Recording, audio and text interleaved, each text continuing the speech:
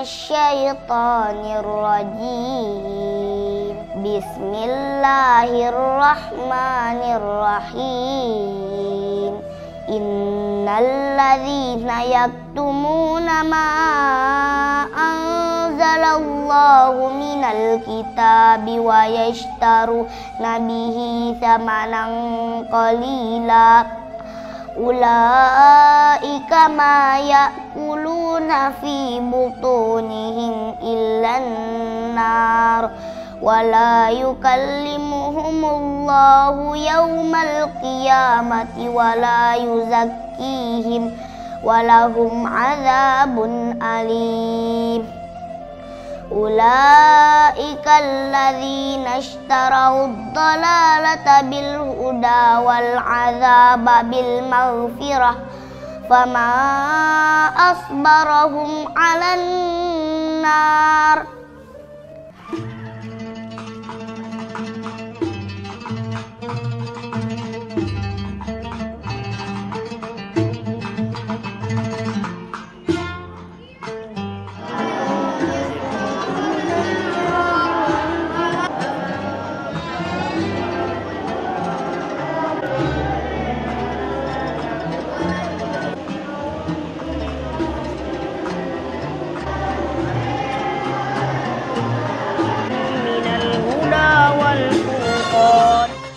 Assalamualaikum warahmatullahi wabarakatuh. Nabi Muhammad SAW bersabda, sebaik-baik kalian adalah yang mempelajari Al-Quran dan mengamalkannya. Hadis riwayat Al-Bukhari. Gelar bagi para muslim yang kerap berinteraksi dengan Al-Quran, bahkan menghafalkannya adalah Sohibul Quran. Para Sohibul Quran ini akan mendapat banyak keutamaan, baik di dunia maupun di akhirat kelak. Pada episode Jalan-Jalan Islami kali ini, saya akan mengajak Anda memetik bersama khazanah keimanan dari para Sohibul Quran di Pondok Pesantren Darul Fatah.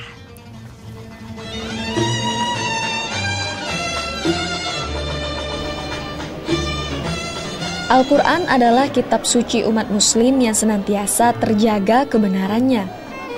Firman Allah yang diwahyukan melalui malaikat Jibril kepada Nabi Muhammad SAW ini terdiri dari 30 juz dan menjadi bagian dari rukun iman serta pedoman bagi umat muslim hingga hari kiamat.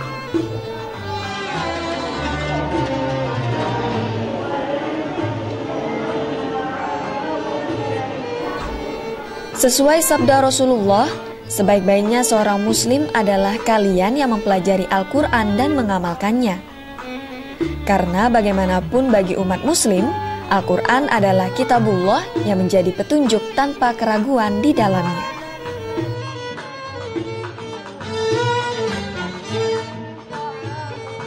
Sebagaimana Allah firmankan di dalam surat Al-Baqarah di awalnya, bahwasanya Allah berfirman, A'udzubillahi minasyaitonirrajim. Alif lam mim. Dzalikal kitabu la raiba fih. Hudan lil muttaqin.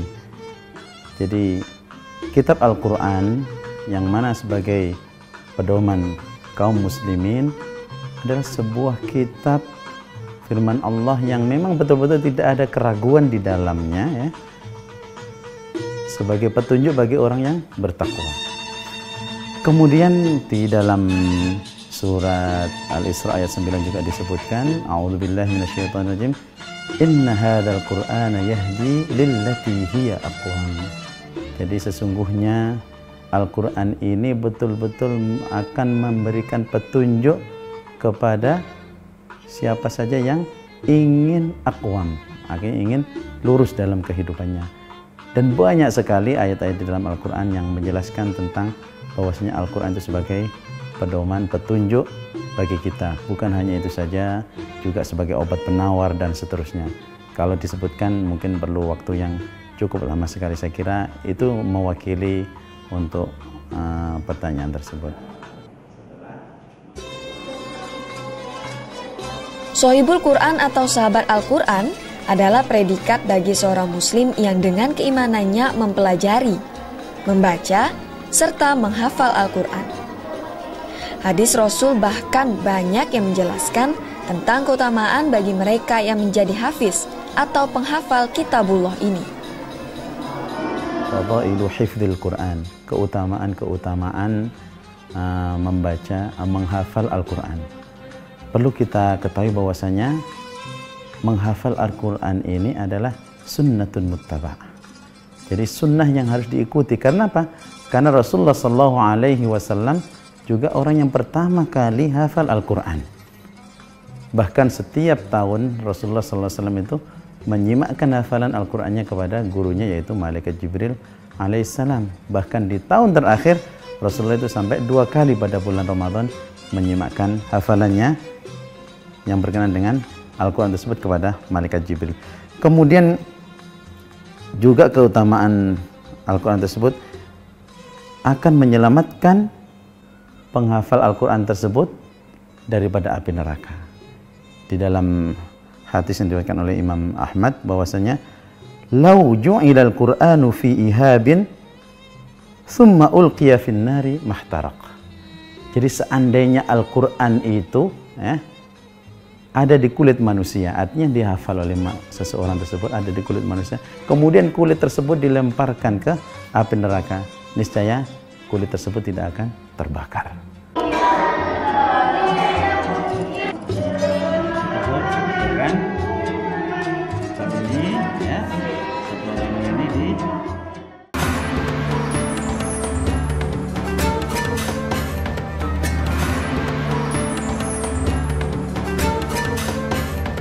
A'udzu billahi minasyaitonir rajim.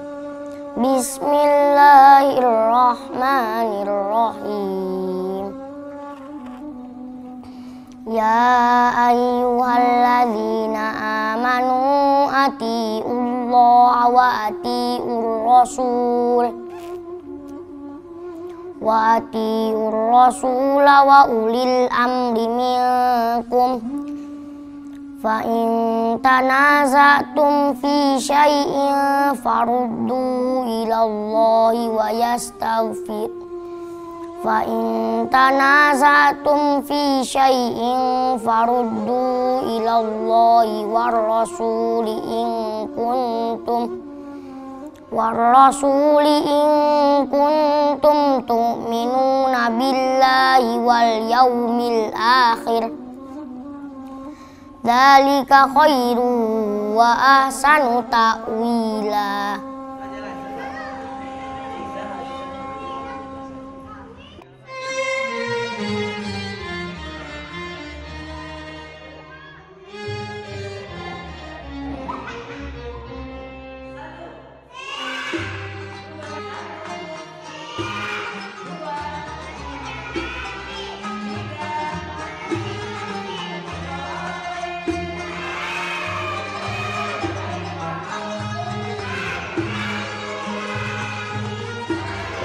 Kita ketahui bahwa di pesantren Tahfidz Darul Fatah ini kita membina anak-anak dari umur 9 sampai 13 tahun yang mana mereka memang fokus dan khusus untuk menghafal Al-Quran.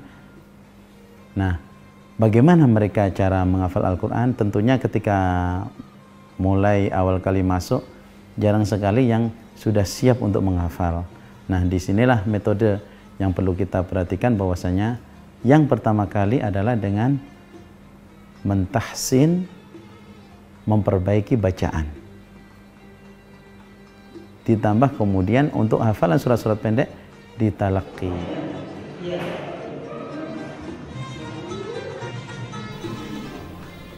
Tahsin dan talaki adalah metode dasar yang diterapkan oleh pesantren Tahfidz Quran Darul Fatah Pangkal Pinang dalam mendidik setiap santrinya. Keduanya menjadi metode dasar sebelum santri melanjutkan pada proses penghafalan Al-Quran. Khusus untuk metode tahsin, biasa dilakukan di awal tahun atau 3 bulan pertama saat santri belajar di pesantren Tahfidz Darul Fatah. Untuk sebelum menghafal tentunya perlu yang namanya tahsin ya. Jadi tahsin itu sangat perlu sekali sebelum menghafal. Jadi tidak wajib bagi setiap atau diwajibkan bagi setiap santri untuk mengikuti tahsin Karena kalau bacaannya itu belum bagus, tentunya nanti akan berpengaruh juga pada hafalannya. Jadi kalau hafalannya juga bagus, nanti bisa berpengaruh, jadi bacaannya itu yang bagus bisa berpengaruh pada hafalan mereka. Jadi tentunya wajib bagi mereka untuk bisa mengikuti tahsin. Nah, kemudian setelah mengikuti tahsin, paling tidak itu kurang lebih 3 bulan ya untuk bisa mengikuti tahsin. Dengan syarat setiap santri itu melakukannya dengan semangat, serius ya. Nah, kemudian setelah itu mereka mulai melakukan hafalan. Biasanya rata-rata yang orang santri-santri Ma'had Darul Fatah ini melakukan hafalan, mereka itu memulai hafalan dimulai dari juz 30 ya. Jadi kita mulai dari yang ringan-ringan dulu, dari juz 30, kemudian juz 29, baru kemudian dari juz 1. Setelah itu mereka bertahap lakukan setoran secara rutin, insya Allah dalam waktu 3 tahun. Kalau memang setiap santri itu mempunyai ijtihad atau tekad yang kuat, 3 tahun insya Allah bisa selesai. 3 tahun bisa selesai. Talaki atau talqin merupakan metode selanjutnya yang diterapkan bagi santri untuk dapat menghafal Al-Quran. Proses ini tentunya dapat dilakukan santri setelah mereka lulus melalui proses tahsin.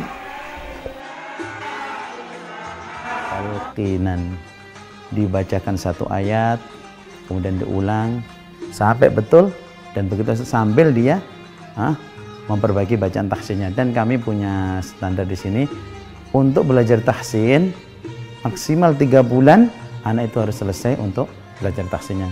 Kalau tidak selesai, maka anak tersebut biasanya kita kembalikan kepada orang tuanya. Tapi selama ini asal anak itu betul-betul punya kemauan dan kecerdasan, biasanya sebelum 3 bulan sudah selesai ya. Mungkin ada yang kemarin 1 bulan sudah selesai, ada yang 2 bulan baru selesai, tapi tidak ada yang lebih dari 3 bulan untuk tahsinnya belum selesai dengan intensif belajar untuk tahsinnya. Nah, setelah selesai berarti dia sudah siap membaca Al-Quran.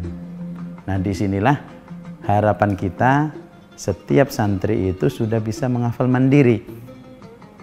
Nah, menghafal mandiri dengan ketika dia mau menyetorkan hafalannya besok pagi umpamanya, setiap habis sholat subuh, maka setiap habis maghrib sampai jam 9 itu akan ditalaki.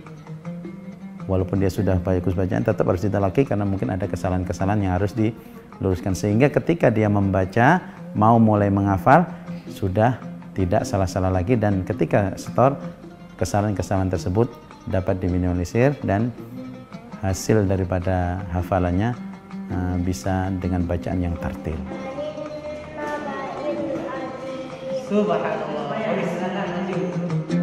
Kegiatan proses menghafal Al-Quran di dalam kelas yang biasa diikuti oleh santri putri pada jenjang pendidikan Madrasah Ibtidaiyah atau SD sederajat ini biasanya akan diakhiri dengan proses penyetoran hafalan, di mana santri akan dites 1 persatu di depan kelas tentang hafalan ayat yang telah ditalaki atau ditahsin oleh ustadznya.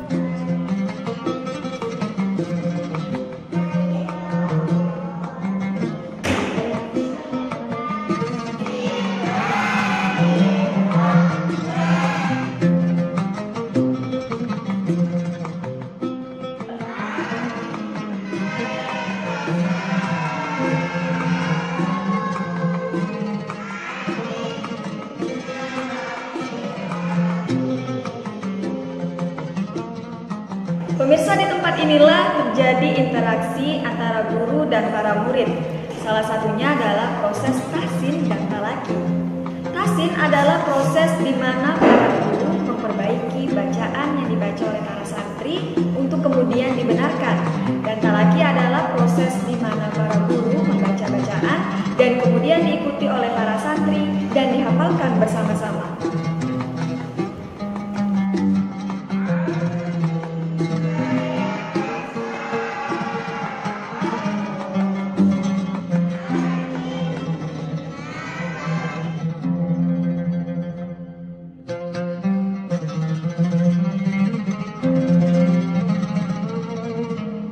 Menjelang sholat zuhur, para santri akan bergegas menuju masjid untuk melangsungkan metode menghafal Al-Quran lainnya, yaitu metode murojaah.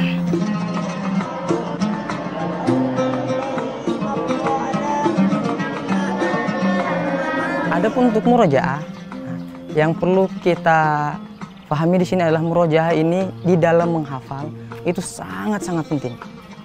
Ya, karena apa? Murojaah ini adalah mengulang kembali ya, hafalan yang telah kita dapatkan. Ya. Jadi yang namanya menghafal itu murojaah adalah suatu kewajiban yang harus.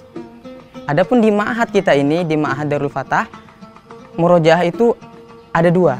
Yang pertama murojaah murojaah mandiri. Adapun murojaah mandiri itu adalah murojaah ya yang dilakukan sendiri-sendiri ya atau individual. Ya. Jadi murojaah di ma'had kita ini adalah diwajibkan setiap anak untuk setiap harinya murojaah 5 halaman ya hafalan yang sudah didapatkan. Itu adalah murojaah mandiri. Adapun murojaah bersama itu nanti mereka dibuat seperti halakoh ya, lingkaran. Nah, di situ akan nanti kita tentukan juz berapa yang akan mereka bacakan. Ya. Misalnya juz 30 setengah juz. Jadi mereka semua bersama-sama ya membunyikan ya setengah juz dari juz 30 itu. Nah, itu adalah murojaah ya yang dijamakan murojaah jama'i atau bersama-sama.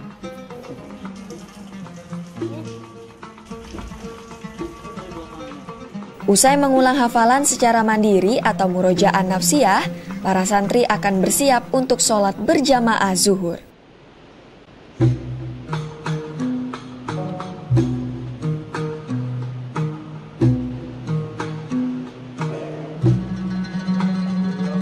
Waktu makan siang adalah saat di mana santri akan berkumpul.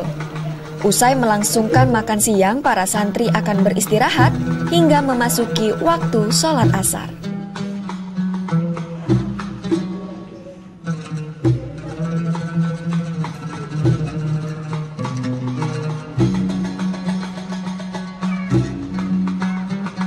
Murojaah wajib secara bersama-sama akan kembali dilakukan oleh santri bersama ustadz pada sore hari, tepatnya setelah melakukan sholat berjamaah asar. Murojaah itu untuk setiap harinya itu dilakukan satu kali dalam sehari. Murojaah wajib itu ada 5 halaman dan itu dilakukan biasanya di sore hari setelah sholat asar. Itu mereka semua santri diwajibkan untuk maju satu-satu kepada musyrif ataupun ustadz yang mendampingi. Nah, jadi seperti itu murojaah itu dilakukan 1 hari sekali dan 5 halaman. Itu seperti itu.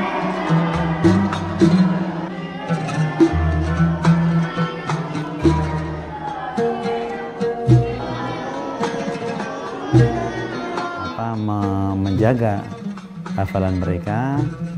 Nanti setiap habis asar itu ada namanya murojaah, yang mana murojaah ini mengulang hafalannya beberapa hari yang lalu sehingga minimal 5 halaman atau 1/4 juz mereka harus menyetorkan murojaah hafalannya, sehingga ketika setiap akhir bulan ada ujian mereka bisa mengikuti.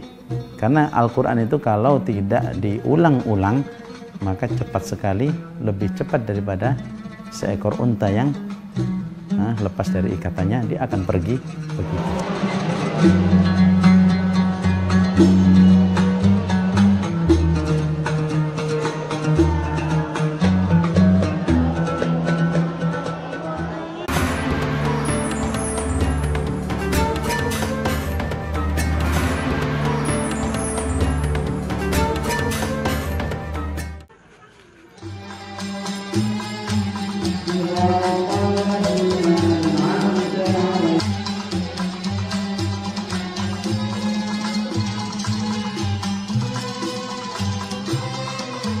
Usai sholat berjamaah subuh merupakan waktu rutin bagi santri untuk menyetor hafalan 1 muka halaman Al-Quran yang telah dihafal pada hari sebelumnya.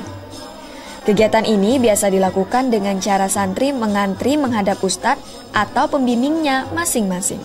Disinilah para ustadz akan memperhatikan hafalan santri dengan kesempurnaan kaidah bacaannya, baik hukum tajwid maupun bunyi makhrajul huruf. Bagi santri, seluruh proses menghafal Al-Quran di pesantren tahfiz adalah pengalaman berharga yang selalu mereka jaga. Kalau ngafalnya mudah, kalau ngulang memurojaahnya lumayan susah. Suka dulu itu masih sering nangis. Setiap orang tua kesini pas mau pulang nangis terus biasanya. Sampai sekarang juga masih. Sudah berapa juz hafal?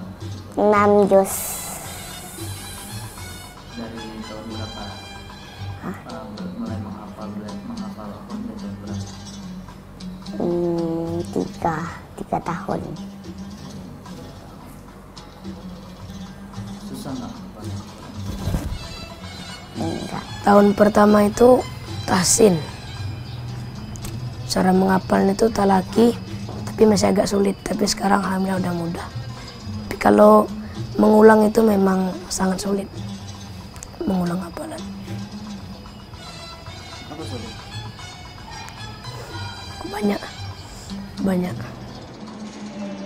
Setiap akhir bulan, para santri akan melangsungkan ujian hafalan Al-Quran. Ujian ini dilakukan untuk mengetahui penguasaan santri pada setiap juz yang dihafalnya.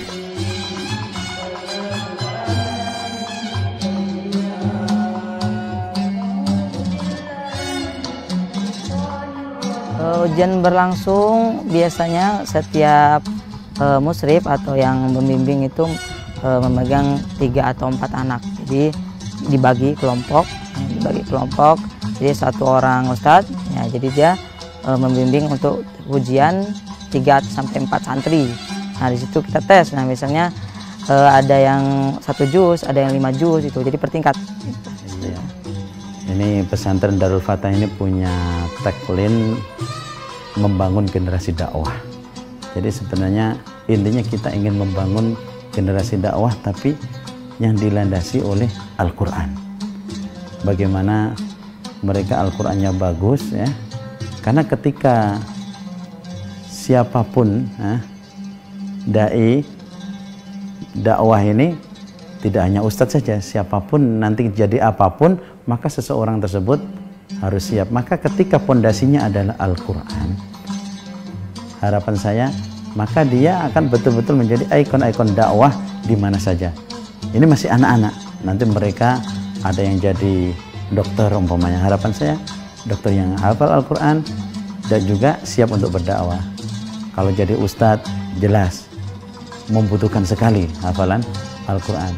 Bahkan seandainya tidak bisa melanjutkan sekolah. Ini yang saya tekankan kepada santri-santri kita. Bandingkan seandainya kalian hanya lulus SMP, kemudian tidak bisa melanjutkan sekolah, tapi kalian punya Al-Quran dengan kualitas yang bagus, kemudian ingin mengembangkannya, maka kalian akan bermanfaat di masyarakat. ولا تكونوا كالذين تفرقوا واختلفوا من بعد ما جاءهم البينات وأولئك لهم عذاب عظيم يوم تبيض وجوه وتسود وجوه فأما الذين اسودت وجوههم أكفرتم بعد إيمانكم فذوقوا العذاب بما كنتم تكفرون وأما الذين ابيضت وجوههم ففي رحمة الله هم فيها خالدون تلك آيات الله نتلوها عليك بالحق وما الله يريد ظلما للعالمين. Selain menjadi penghafal Al-Quran, para santri juga diajarkan untuk mengamalkannya dalam kehidupan sehari-hari. Dengan harapan, kelak para santri akan membawa harapan baru dan menjadi cahaya bagi sekitarnya. Demikian episode Jalan-Jalan Islami kali ini. Semoga dapat menginspirasi dan menambah motivasi pemirsa di rumah dalam menjalani kehidupan. Akhir kata, saya Ca Septiarini pamit undur diri. Wassalamualaikum warahmatullahi wabarakatuh.